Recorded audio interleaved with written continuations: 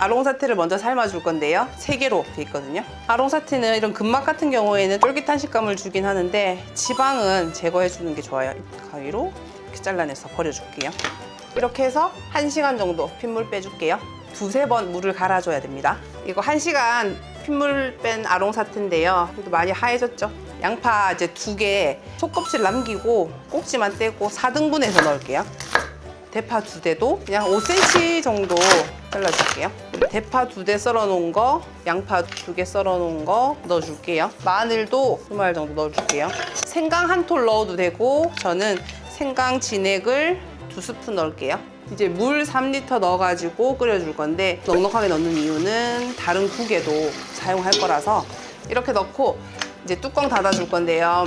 11리터짜리 저압 냄비인데 저압 냄비에는 추가 돌고 나서 1시간 정도, 그 다음에 일반 냄비는 2시간 이렇게 끓여주셔야 됩니다. 잘 삼겨진 사태를 10분 정도 뜸들여준 다음에 열어볼게요. 사태가 익었습니다. 잘 익은 사태를 곰탕용이기 때문에 조금 더 잘게 잘라줄게요. 이렇게 잘라서 200g 정도씩 넣어줄게요. 사태 우린 물을 600ml 정도 넣어줄게요.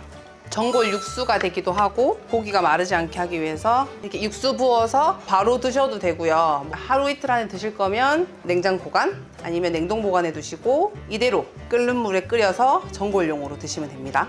곰탕에 넣어 먹을 사태에도 육수를 살짝만 적셔서 냉동 보관해서 곰탕이랑 같이 넣어서 대파 넣고 후추 뿌려가지고 드시면 근사한 아침 한 끼가 됩니다. 이렇게 아롱사태 살은 냉동실에 보관할게요. 무 300g 정도는 냉동을 할 거기 때문에 너무 크게는 말고 나박 썰어 줄게요. 표고버섯은 한 4~5개 정도, 밑둥은 이렇게 빼시면 떨어지거든요. 채 썰듯이 이렇게 썰어줄게요. 느타리버섯은 밑둥 부분만 잘라내주면 찢어주면 돼요. 육개장에는 대파가 많이 들어가는 게 시원하니까 대파 2대 넣어줄 건데 먼저 반을 갈라주고 한 5cm 크기로 이렇게 잘라줄게요. 올리브오일 2스푼 넣고 고춧가루 3스푼 넣을게요. 약불에서 고추 기름 내듯이 살살살 볶아주세요. 살짝 볶아주다가 아까 썰어둔 대파를 넣을게요. 살짝 볶아주다가 무랑 버섯도 같이 넣어줄게요. 조금 섞이게. 이렇게 고춧가루가 잘 섞이면 아까 사태 삶아 놓은 물 600ml를 넣어줄게요. 손질해둔 사태도 같이 넣어서 끓여줄게요. 간을 해줄 건데 멸치 액젓 3스푼, 그 다음에 국간장 2스푼, 다진 마늘도 2스푼, 후추 조금 넉넉하게 뿌려가지고 이제 국을 이렇게 빡빡하게 끓이는 이유는 응축시켜가지고 밀프렙을 해둬야 나중에 물만 부어서 끓여도 맛있게 되니까 뚜껑 덮고 끓고 나면 10분 끓여줄게요. 이렇게 맛있는 육개장이 완성됩니다. 이렇게 3군데로 나눠가지고 식혀서 냉동 보관할게요. 드실 때는 용기에서 이게 분리될 정도로만 녹여서 물은 한 500에서 600ml 넣으면 한 3~4인 정도 드실 수 있는 양을 한 번에 3개로 나눴어요. 이렇게 해서 아롱사태 육개장이 완성됐습니다. 이렇게 사시면 덩어리 고기가 있거든요.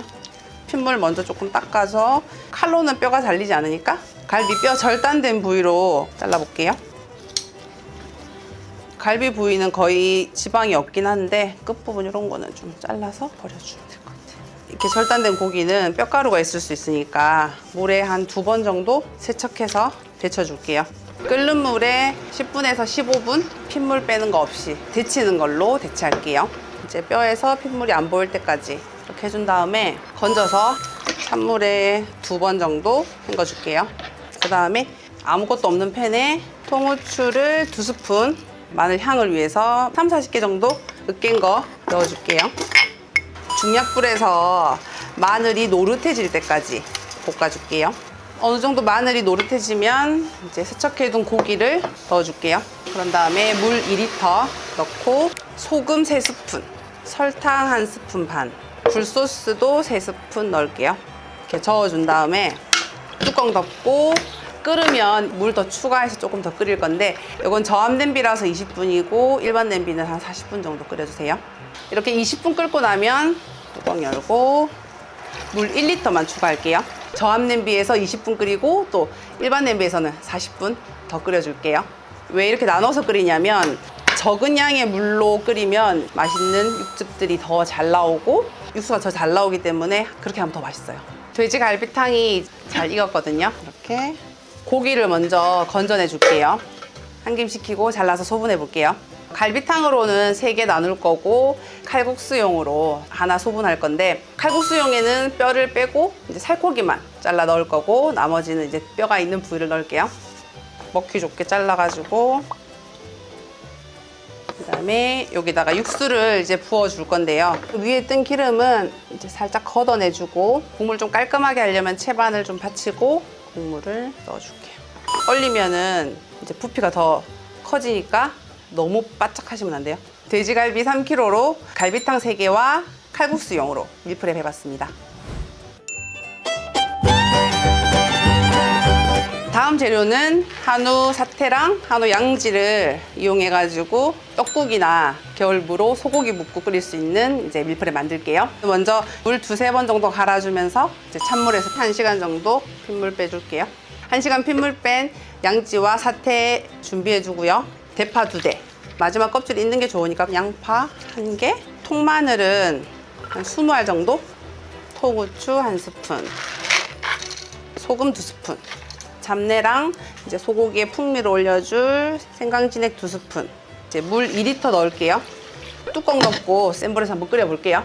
양지랑 사태 이제 물이 끓으면 깔끔한 국물을 위해서 거품 좀 걷어내고 뚜껑 덮고 중불에서 1시간 정도 뭉근하게 끓여줄 건데요. 이건 저압 냄비라서 1시간이고 일반 냄비는 2시간 정도는 끓여주셔야 될 것 같아요.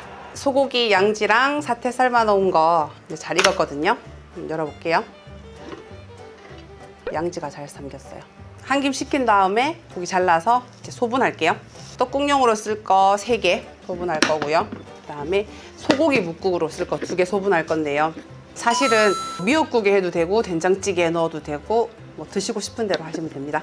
두부이니까 골고루 섞어서 담아줄게요. 사태 먼저 나눠서 담아주고 양지를 썰어볼게요.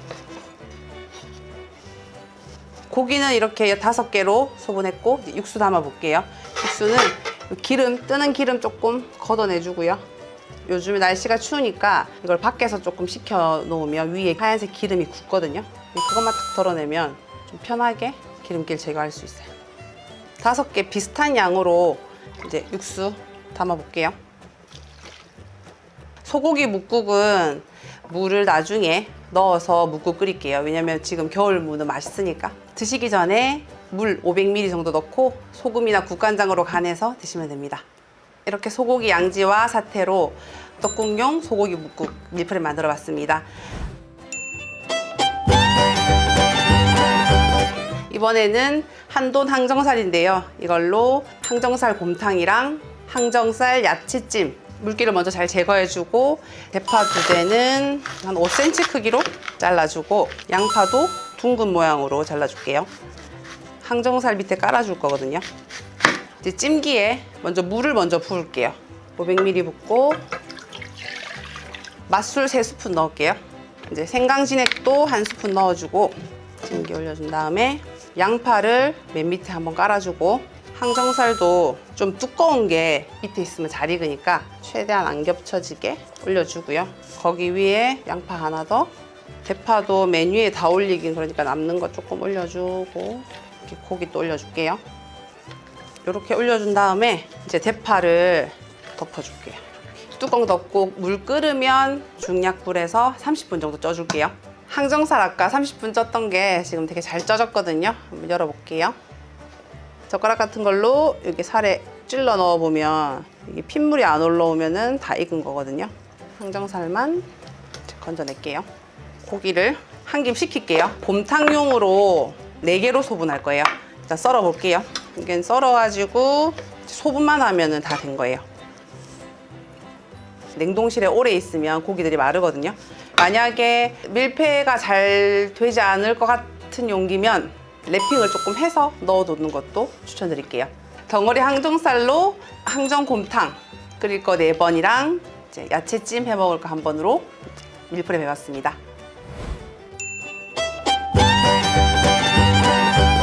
이번에는 한돈 목살인데요. 목살 2.5kg로 김치찜용으로 소분할 거고, 애호박찌개, 스테이크용으로 또 소분해 볼 거고, 그다음 오삼불고기까지 한번 소분해 볼게요. 늘 그렇듯이 물기 제거해 볼게요. 대략 보면은 목살 하나가 한 100g 정도가 된다고 보시면 되거든요. 목살을 고를 때는 좀 마블링이 좀 있는 부위를 골라야 돼요. 너무 살코기만 있는 부위 하면 좀 맛이 없거든요. 애호박찌개용은 이제 200g 정도 넣을 건데, 아까 한 장에 대략 100g 정도로 했으니까 2장 정도 넣어줄게요. 가위로 잘라서. 아무래도 찌개용이니까 기름 부위가 좀 많으면 더 좋을 것 같아요. 김치찜용에 400g 넣을게요. 구이용에는 밑간을 먼저 좀 할게요. 소금이랑 후추로 밑간 할 건데, 이제 잘 익을 수 있게 칼집 넣어가지고 밑간 할게요. 한쪽 방향으로만 이렇게 해서 소금 한 꼬집씩 넣어주고, 그다음 후추 한번 담고, 종이 호일 하나 깔고, 또 하나 더. 저는 이렇게 2장씩 해서 2번 먹을 양으로 이제 소분할게요. 앞에 소분하고 남은 거 보면 오삼불고기용인데 2번에 나눠 먹을 수 있게 오징어랑 같이 넣을 거라서 300g씩만 잘라줄게요. 자른 거를 2개 나눠서 소분할게요. 오삼불고기 양념 2번 먹을 분량 만들어 볼게요. 고춧가루 6스푼, 고추장도 6스푼, 간장 1컵, 여기에 설탕 3스푼, 생강진액도 2스푼, 물엿 3스푼 넣을게요. 이렇게 섞어주세요. 다진 마늘도 이제 2스푼 넣어서 섞어줄게요. 이렇게 해서 양념 만들어지면 2개로 소분해서 넣어주시면 돼요.